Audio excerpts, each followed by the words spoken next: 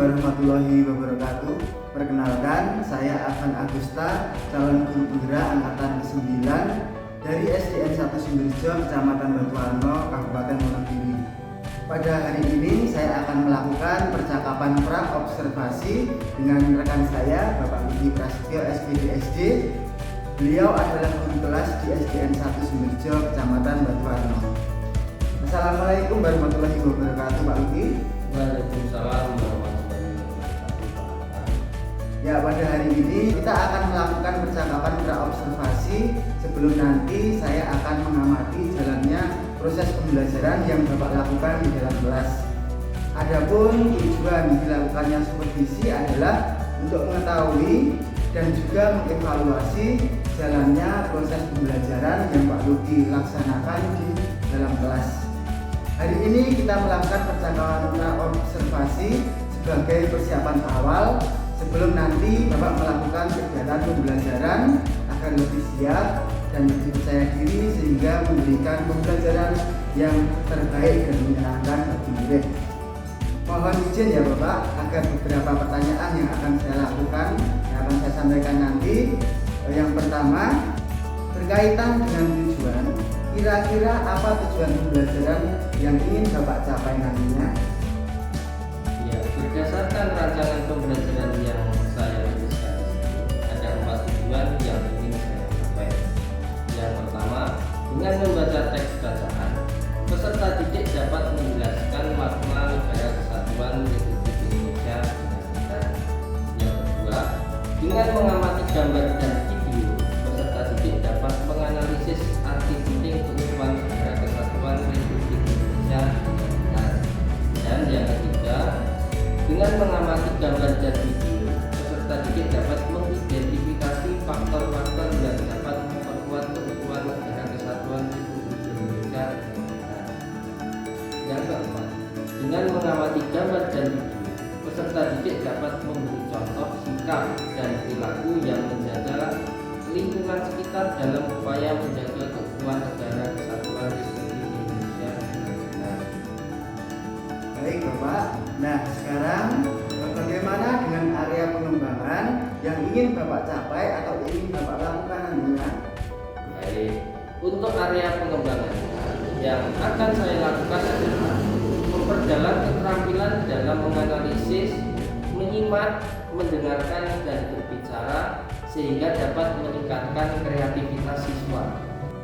Nah, saya ingin mendengar nih Pak, bagaimana rancangan pembelajaran yang ingin Bapak terapkan dalam kelas, mungkin dari strategi ataupun model pembelajarannya. Baik, untuk strategi yang saya gunakan adalah pembelajaran berdiferensiasi berdasarkan kesiapan siswa yang diintegrasikan dengan pembelajaran sosial dan emosional. Kemudian, saya akan melakukan pembagian kelompok sesuai dengan kemampuan keterampilan dan keaktifan siswanya, serta menyisipkan budaya positif.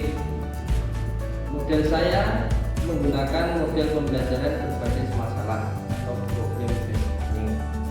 Untuk metodenya, saya menggunakan ceramah, tanya jawab, diskusi, demonstrasi, dan pembicara. Nah, bagaimana dengan media pembelajarannya yang akan Bapak gunakan nanti di dalam kelas? Untuk media pembelajarannya, saya akan menggunakan gambar, video yang dikemas dalam PowerPoint yang nantinya akan saya tampilkan melalui laptop dan juga proyektor. Baik, nah kira-kira kapan nih Bapak akan melakukan kegiatan pembelajaran tersebut? Di hari apa dan juga di jam berapa? Untuk pelaksanaannya, saya rencanakan di hari Selasa jam ke-5 sampai ke-6 ya Pak. Baik Pak, besok Selasa pada jam ke-5 dan ke-6 saya akan datang ke kelas Bapak. Saya akan melakukan supervisi kelas. Besok izinkan saya melihat dan juga mencatat hal-hal apa saja yang terjadi di dalam kelas ya Pak. Selanjutnya, setelah melakukan kegiatan observasi atau pembelajaran di dalam kelas, kita adakan percakapan yang terakhir ya Pak, yaitu percakapan pasca observasi. Sebelum kita akhiri, Kira-kira apa yang Bapak dapatkan dari hasil percakapan kita hari ini? Saya mungkin mendapatkan gambaran media apa yang akan nanti, kemudian media apa yang akan saya gunakan nanti itu sudah saya persiapkan dari sekarang. Terima kasih Bapak atas waktunya dan sudah bersedia berbincang-bincang dengan saya di percakapan praobservasi. Sampai bertemu di kegiatan observasi kelas hari Selasa ya Pak. Demikian percakapan kita hari ini. Sampai bertemu di kegiatan observasi kelas dan juga percakapan pasca observasi. Assalamualaikum warahmatullahi wabarakatuh. Assalamualaikum warahmatullahi wabarakatuh. Waalaikumsalam warahmatullahi wabarakatuh. Dipimpin berdoa dulu.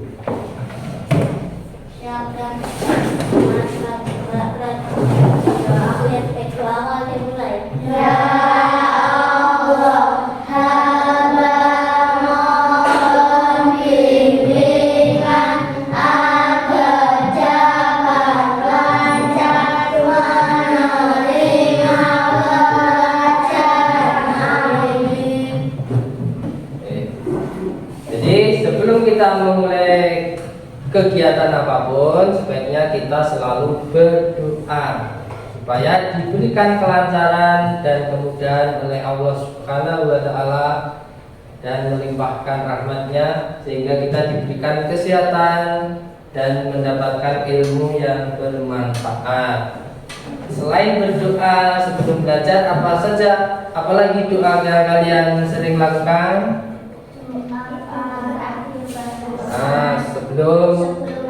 Sebelum makan, belum tidur.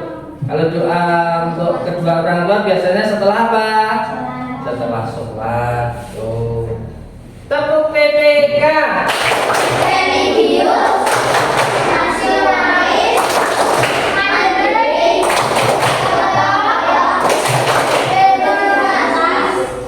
Yes. yes. Yuk, satu kali lagi. Tepuk PPK. Religius, nasionalis, mandiri, gotong royong, integritas, yes. Yes. Kemarin kita sudah mempelajari apa? Keutuhan NKRI, makna NKRI. Siapa yang masih ingat negara maritim? Apa? Negara maritim adalah negara yang terdiri dari kepulauan. Nah, negara yang wilayahnya terdiri dari kepulauan. Tujuan pembelajarannya dengan mengamati video, nanti peserta didik dapat mendeskripsikan faktor-faktor yang dapat memperkuat persatuan dan kesatuan bangsa Indonesia dengan benar. Yang kedua, peserta didik dapat menelaah sikap dan perilaku yang menjaga lingkungan sekitar dalam upaya menjaga keutuhan NKRI dengan benar. Sekarang membentuk kelompok lagi. Sebelum membentuk kelompoknya, nanti urut ya. Kelompok A, B, C, D. Perhatikan videonya. Kembali ke Rawal Belajar. Di video ini kita akan membahas materi PPKN kelas 11 bab 6 memperkukuh persatuan dan kesatuan bangsa dalam negara kesatuan Republik Indonesia dengan subbab yang ketiga faktor pendorong dan penghambat. Assalamualaikum warahmatullahi wabarakatuh. Selamat datang kembali di Rawal Belajar.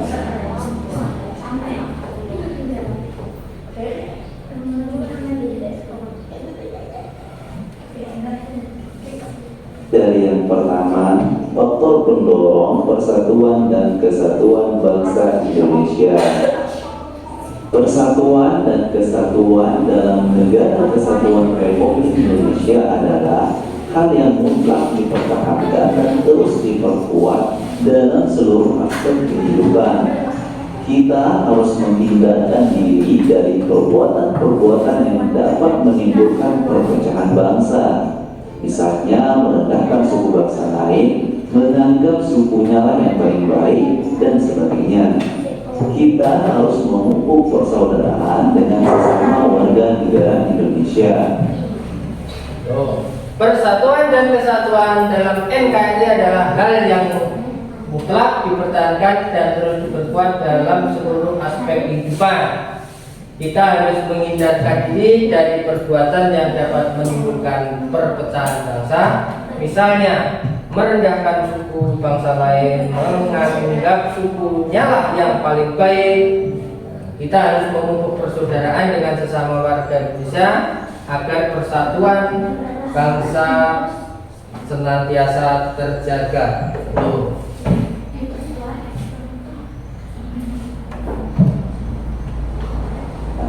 Agar persatuan dan kesatuan bangsa senantiasa terjaga.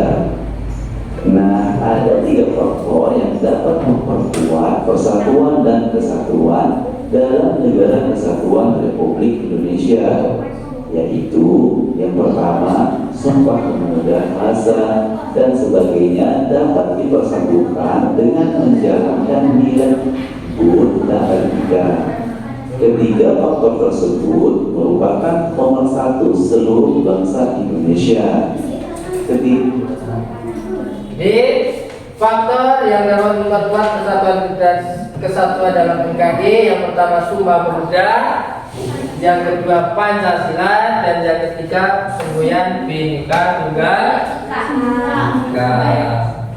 3 faktor tersebut dapat mempersatukan perbedaan dan keanekaragaman yang telah mewarnai kehidupan bangsa Indonesia. Bulatkan tekad seluruh pemuda Indonesia yang merupakan unsur utama. Bhinneka Tunggal Ika, berbeda-beda namun tetap satu jua. Artinya, siapa yang mencetuskan Bhinneka Tunggal Ika? Ayo. Kita pokoknya.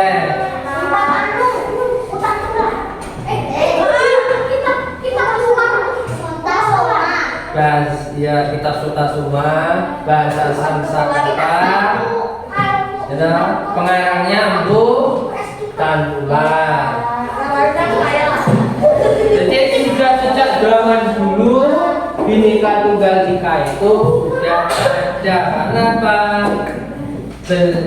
Keberagaman Indonesia itu sudah ada sejak zaman dahulu.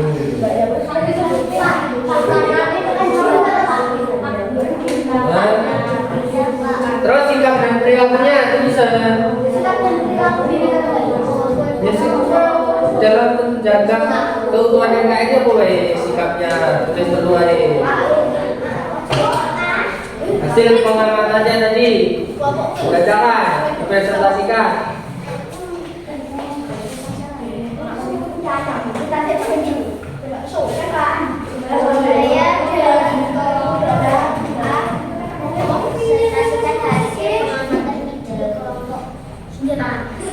Persatuan dan kesatuan dalam NKRI adalah hal yang dipertahankan dan terus dijaga.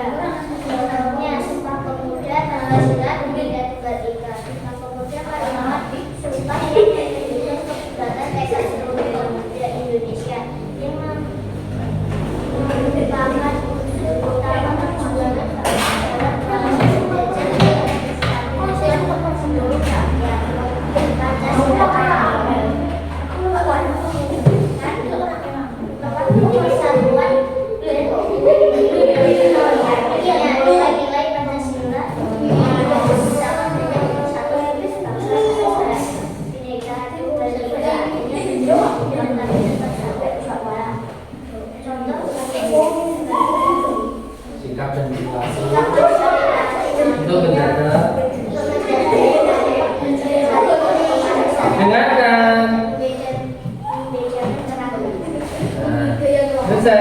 Tepuk tangan.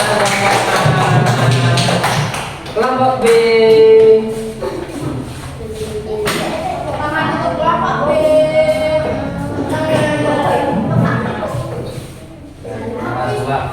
Ini ya.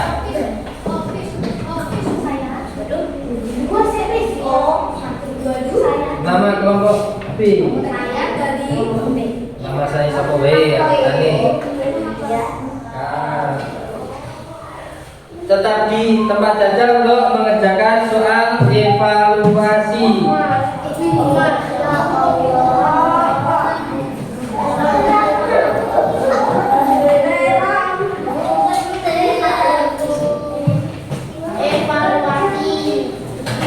Nomor 1, apakah peristiwa yang menandai keinginan bangsa Indonesia untuk merdeka? Jawabnya Sumpah Pemuda pada tanggal 28 Oktober 1928.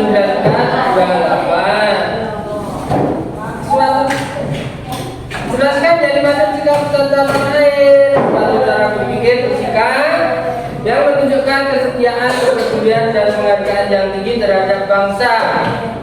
Yang merupakan juga cita-cita dari Sumpah Pemuda itu, sikap memiliki tanah air, bangsa dan menjunjung tinggi bahasa Indonesia sehingga bisa bersatu. Terus apa dampak keutuhan NKRI terhadap pembangunan nasional? Pembangunan dapat dijalankan aman, baik dan sesuai harapan. Dan juga pembangunan yang merata, terciptanya keadilan sosial bagi seluruh rakyat Indonesia. Terus yang keempat, apa saja hal yang perlu dilakukan untuk mewujudkan kehidupan yang rukun, saling menghormati dan tidak memaksakan beda serta bersikap ramah. 2, 3.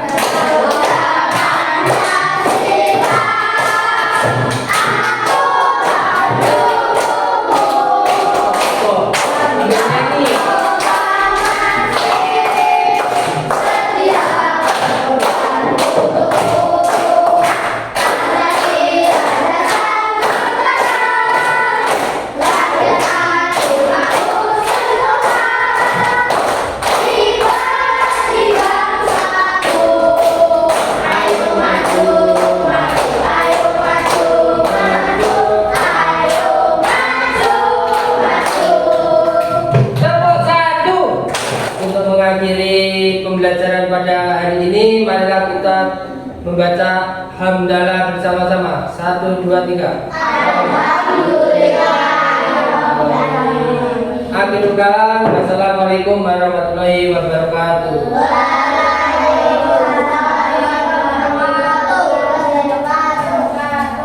Terima kasih. Assalamualaikum Pak Luki. Waalaikumsalam warahmatullahi wabarakatuh. Pak Afan, Bagaimana kabarnya hari ini? alhamdulillah baik, alhamdulillah sehat. Senang bisa bertemu kembali dalam percakapan pasca observasi ya Pak. Di percakapan pasca observasi ini saya akan memberikan beberapa pertanyaan kepada Bapak terkait dengan jalannya proses observasi kelas yang sudah Bapak lakukan, dengan tujuan untuk mengevaluasi sejauh mana proses pembelajaran yang sudah Bapak lakukan. Untuk pertanyaan yang pertama, bagaimana nih perasaan Bapak terkait dengan jalannya kegiatan observasi di kelas yang sudah berlangsung? Begini Bapak, karena belum terbiasa, mungkin saya merasa tegang pada awalnya. Tapi alhamdulillah setelah mengalir semua berjalan dengan baik. Apa yang sudah Pak Luki rasakan setelah melaksanakan pembelajaran dengan memasukkan unsur gaya positif, diferensiasi, dan juga KSE pada rencana pembelajaran? Perasaan senang dan lega karena mendapatkan hal baru dalam menyusun perencanaan pembelajaran di kelas, yaitu memasukkan unsur gaya positif, diferensiasi, dan KSE. Apa yang menjadi kendala atau hambatan Pak Luki dalam pelaksanaan proses pembelajaran kali ini? Yang menjadi kendala adalah dalam mengondisikan siswa karena pada saat kegiatan diskusi, ketika ada kelompok yang selesai lebih dulu, mereka berbicara sendiri, sedangkan ada kelompok lain yang belum selesai. Apa yang menurut Pak Luki sudah puas atau berhasil dalam pembelajaran tadi? Pembelajaran yang sudah mengalir dengan semestinya, murid-murid senang dan antusias dalam mengikuti pelajaran. Apa hal positif yang sudah Pak Luki lakukan selama proses pembelajaran? Dengan memasukkan unsur budaya positif, diferensiasi dan KSE, murid lebih termotivasi dan merasa senang saat kegiatan pembelajaran. Baik, kira-kira apa yang akan Pak Luki tingkatkan dalam pembelajaran berikutnya? Yang akan saya tingkatkan adalah dalam memilih media pembelajaran yang lebih menarik dan memenuhi kebutuhan belajar murid dengan pola diferensiasi dan KSE. Baik Pak, jadi itu adalah rencana kedepannya. Pada saat nanti proses pembelajaran ke depan, Bapak nanti akan terus melakukan pembelajaran yang menyenangkan, kemudian dengan media yang menarik dan bervariasi dan dapat memenuhi kebutuhan belajar murid ya Pak. Selain itu Pak Luki juga akan menggunakan pola diferensiasi dan juga KSE. Saya tunggu nanti cita-cita Bapak apakah bisa direalisasikan atau tidak. Kira-kira nih kapan Bapak akan melakukan rencana yang telah disampaikan tadi? Mungkin untuk waktu tepatnya belum saya tentukan ya Pak, tapi insya Allah akan saya lakukan secepatnya setelah semua saya persiapkan dengan baik. Baik Pak, terima kasih banyak atas jawaban-jawabannya. Mudah-mudahan apa yang Bapak rencanakan ini bisa secepatnya direalisasikan. Baik Pak Luki, akhirnya rangkaian kegiatan supervisi akademik sudah selesai. Dimulai dari kegiatan percakapan pra-observasi, kemudian observasi kelas, dan juga percakapan pasca observasi. Saya ucapkan terima kasih sebanyak-banyaknya kepada Pak Luki, dan saya akhiri. Wassalamualaikum warahmatullahi wabarakatuh. Waalaikumsalam.